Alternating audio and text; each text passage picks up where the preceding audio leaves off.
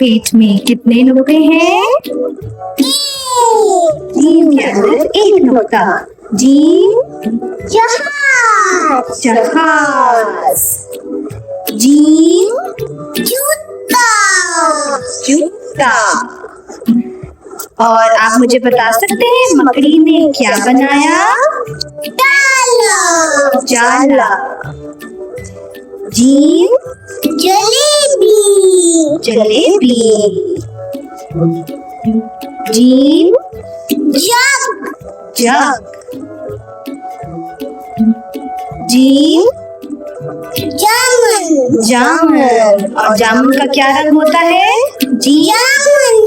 जामुनी। शाबाश। अब हम लिखना सीखेंगे जीम।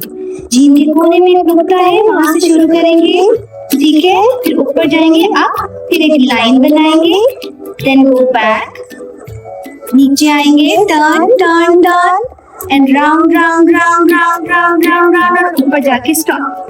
और जीम के अंदर जीम में बनाएंगे हम एक नुक्ता। Very good. अब आप भी बनाएंगे gym. Go up, make a line, turn and make the dummy hand. So, and one nukta.